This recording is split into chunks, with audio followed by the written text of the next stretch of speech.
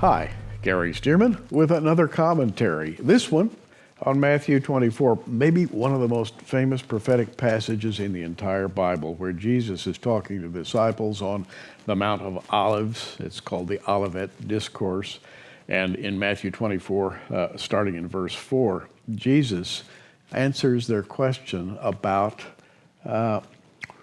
when is all this going to happen? All of the prophesied events of the Old Testament, and what is going to be the sign of your coming? They asked him a couple of questions, and Jesus answered and said unto them, Take heed that no man deceive you, for many shall come in my name, saying, I'm Christ, and shall deceive many.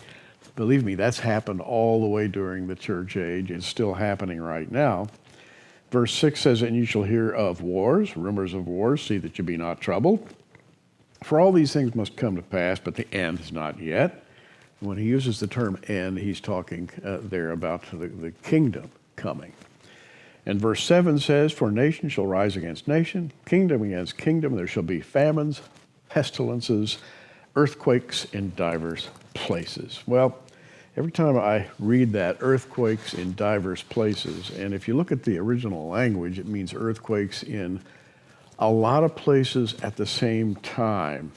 And I'm holding in my hands here a little news story that came from a newspaper in northern Oklahoma. Of course, living in Oklahoma, we kind of watch the news around here.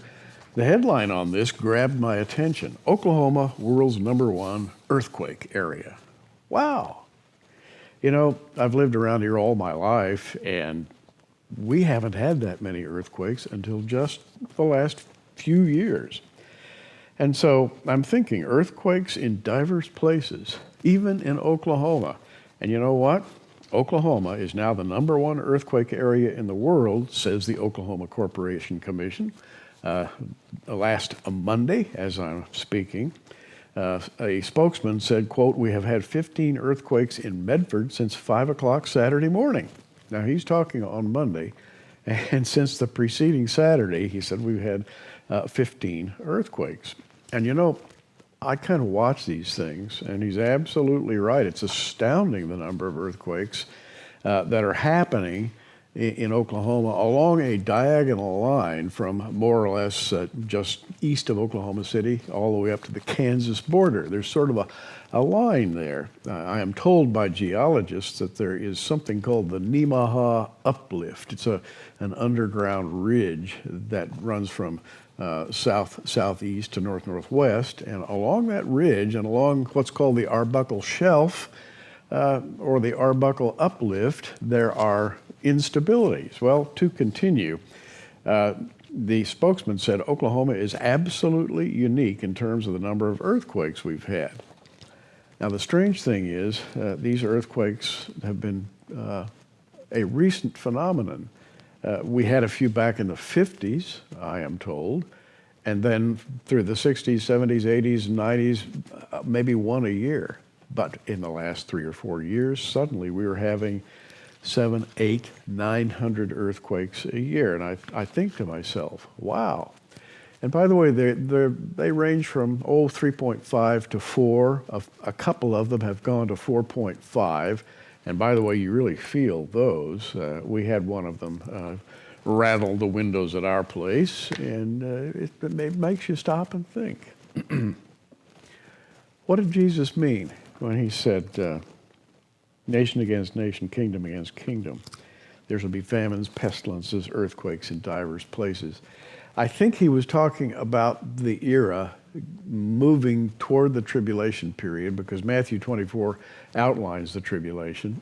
He's talking about the era that would move into that tribulation period. And of course, we've had wars, World Wars I and II. Many people are talking now about World War III coming up. And these wars are no surprise to anyone. I think there's a big one ahead in the future. So let's talk about wars just a minute. You know, on the West Coast, there was a missile launch. Now, a lot of people took pictures of it. This missile launch on November 9th was covered by the Washington Post, in this article, there's no longer any doubt that thousands of West Coasters witnessed an unarmed missile and not a comet or an alien craft streaking across the sky last Saturday night. What remains open to interpretation is why? Yeah, why would missiles be launched off of the coast of California within perfect view of the cities in Southern California, and probably thousands of telephone pictures were taken, by the way. And not only that, but they launched two. There were two missiles. The London Daily Mail covered this story. Another missile launch soars over California. The Navy launches a second nuclear-capable Trident on day 2 of a dramatic war games that have sparked a host of conspiracy theories. And remember what Jesus said? He said, nation against nation, kingdom against kingdom. There shall be famines, pestilences, earthquakes in divers places, wars and rumors of wars. Why off the coast of California would the Navy launch missiles in full view of those living on the coast? Oh, and there's another factor too. There have been changes in airport activity. At LAX, for example, Los Angeles International Airport, the flight paths of certain aircraft have been altered during these war games. It's what's going on. Here's my theory. I believe that we are demonstrating to anyone who wants to watch that we have the capability of launching nuclear missiles. I think that this is a show and tell from the United States Navy, and it's a show and tell that has been plotted and planned in just such a way that it will affect the lives of enough people that it becomes a news event. Kind of broadcasting the idea that we are nuclear capable. Don't forget about nuclear capability, because we, the United States, are perfectly capable. We're alive, we're well, we're functional, we're operational. And I think basically that this was a message to the world. But again, it comes under the heading of what Jesus talked about, wars, rumors of wars, nation against nation, kingdom against kingdom. This is what he said would happen. And in the verses following this declaration, Jesus then goes on to outline the events of the tribulation. What he's doing here, for anyone, I believe, with eyes to see and ears to hear, what he's doing is laying out a sequence of events that begins with a general instability, including earthquakes, which takes me back to Oklahoma. You know, several hundred earthquakes a year. We may break 1,000 this year, I am told, ranging in intensity from 2.5 to 4.5. Amazing. What's going on? Every time an earthquake happens here, I think of the Bible, I think of Jesus, and I think, is today the day, Lord? Oh, and one other thing happened during the same period. Our President, Obama, and Benjamin Netanyahu met in the White House to discuss international policy. What did they have to talk about? What didn't they have to talk about? Most of it has been kept silent, but we have here a news item that says, quote, Monday's meeting was an attempt to reset ties for the final year of Obama's presidency. In comments to reporters before their private talks, they sidestepped their disagreement on Iran, with Obama calling it a, quote, narrow issue. So they were talking peace. Benjamin Netanyahu says that he still affirms the two-state solution, allowing a Palestinian state. No doubt they talked about the Russian presence in Syria. No doubt they talked about the recent nuclear agreement with Iran. And on that one, they totally disagreed. But Obama dismissed it, saying, well, that's just a narrow issue. We don't have a disagreement on the need to making sure Iran does not get a nuclear weapon. And we don't have a disagreement about us blunting destabilizing activities in Iran that may be taking place, Obama said. So we're going to be looking to make sure we find common ground there, all of which says nothing. But the good part is that our president and Benjamin Netanyahu did have a talk. They may have disagreed on practically everything, but they did have a talk. Benjamin Netanyahu is still in the running.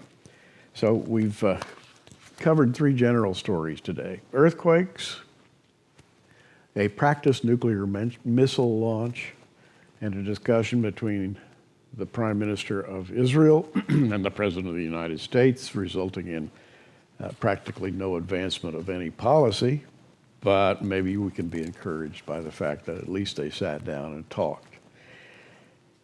All this kind of reminded me of what Jesus said to the disciples that day on the Mount of Olives, before the great and terrible day of the Lord, before what Jesus actually refers to as great tribulation in verse 21 of this same passage. Before all that, there will be nation against nation, kingdom against kingdom, famines, pestilences, earthquakes in diverse places. But not to be worried, because we're not going to go through that great tribulation. I believe that with all my heart. I believe in a pre-tribulation rapture of the church. I think we're going to experience and are experiencing some difficulties right now. But again, not to worry. Our Lord's got it all under control. This conversation between he and his disciples took place nearly 2,000 years ago. And he had it all covered then. He's got it all covered now. Just kind of think about that the next time you happen to be in an earthquake, or the next time you read a news release wondering why somebody's launching some kind of missile. The Lord's got it all under control. And we're watching these things, by the way. So you be watching too. I'm Gary Stearman. Thanks for joining us on Prophecy Watchers. You can find us on the web at prophecywatchers.com, where you can sign up for our free email newsletter, or follow us at facebook.com/prophecywatchers. In the meantime, keep watching, everybody, and we'll see you soon.